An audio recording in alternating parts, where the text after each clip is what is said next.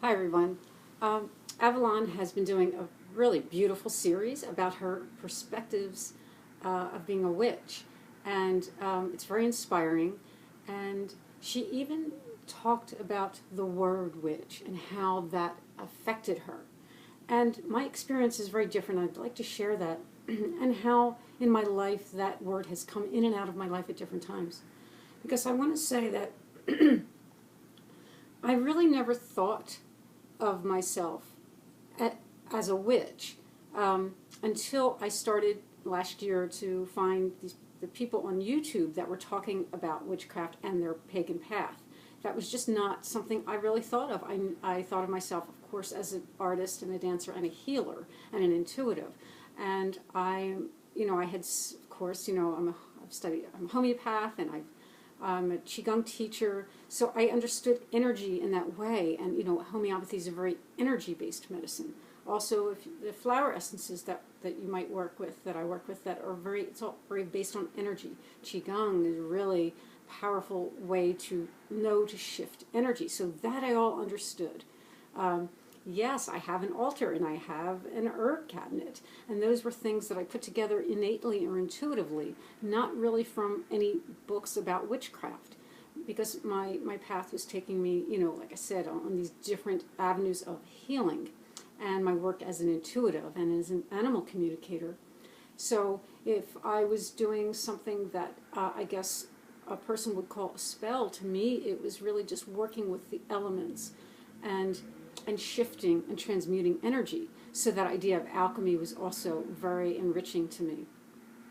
And of course I understand like the herbs and the remedies in that sense, but if I wanted to work with a plant in a more like a spiritual sense, in that essence of the plant, then I would just kind of sit and meditate or have a communication with that plant and then bring that into whatever work I was doing. So what I'm saying is I was really probably doing all of the same things, I just didn't have a term for it. And even with my dancing, I learned very young.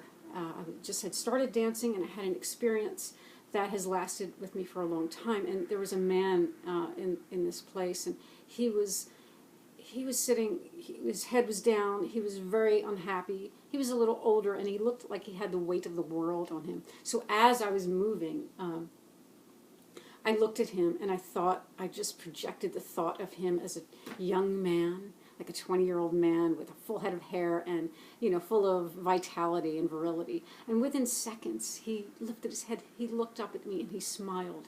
And that was just another way for me to understand energy. So, that is how, one of the ways that I work. But I want to talk about, like I said, my interaction with the word witch and what it has meant to me and what it has come now to really mean to me. So when I was raised in a Catholic home, my parents were not very devout, but they were very strict in many ways. When I was about 14, heading towards 15, I had such a thirst to want to learn more about spirituality, about God, about anything like that. So I wanted to start by reading the Bible. Now, that was not permitted in my home, and I had to sneak out, and I did buy a Bible, and in the few moments I would have a freedom, I just poured over the pages of the Bible, trying to, understand it. Now, a couple things happened. One thing that happened with that is that as I engaged with that divine solar energy, there was a shift. So I'm, learning about energy, and there was a shift. And one of the more difficult situations, I'll say, in my family life stopped, which was a big relief for me, and it stopped like magic. And I understood that, this is how energy works. As you shift yourself, things around you shift as well. So all hell broke loose when my mother found this Bible in my bedroom. It was absolutely crazy. I didn't let that stop me, and then, a few months later when I was 15, I would kind of sneak out and go to different churches. And they were different than the Catholic services that I had been to. I guess they would be like a non-denominational, maybe type of Christian churches.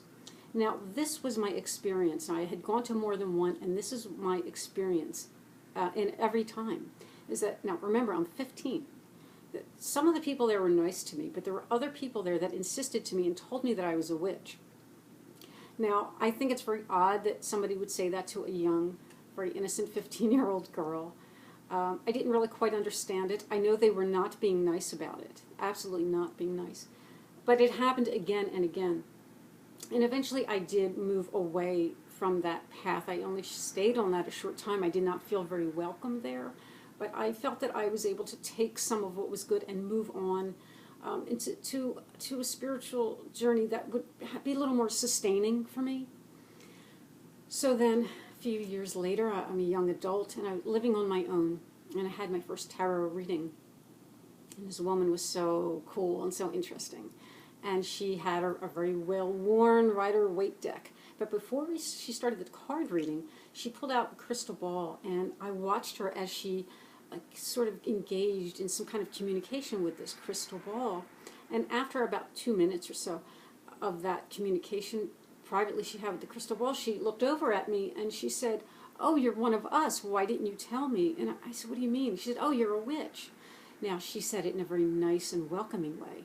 But there, once again, I'm hearing that term, and I still just didn't get it. I didn't understand too much about what that meant.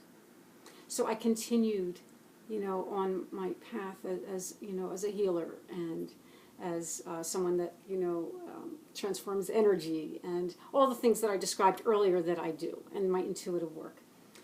And I had a time in my life where I was doing a bit of traveling, and I can't tell you how many times perfect strangers would come up to me in the airport and not always calling me witch, but asking me, talking to me about a healing that they were looking for. Some might have said witch, one said nurse, some would say healer. So it's just that energy that they, I guess, were feeling from me. And it was very interesting because some of those conversations and some of what they were asking me was very, very intimate. And it was very surprising to me to run into this time and again.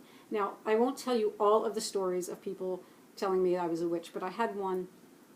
The most recent one was about a month ago, and I had just been performing, and a guy said to me, "I don't know what it is, you're just different," and he said, "I think you must be a witch." So it's really interesting to me, from 15 to now, that is a word that even though I didn't seek it out, it seems like it's been given to me. The universe has bestowed that upon me to finally put the light on and say, yes, that is a term that I think maybe umbrellas all of the work that I do. And I feel that because I really didn't go out seeking it, I felt that it was given to me and it has come to me.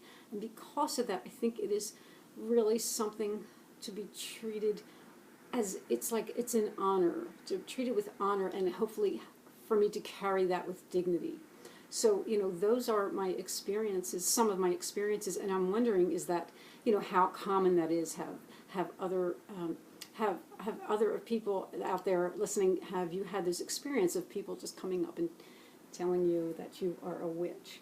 So, anyway, I hope you will check out Avalon's fabulous series, and thanks for listening and watching. Have a great day, everyone. Bye.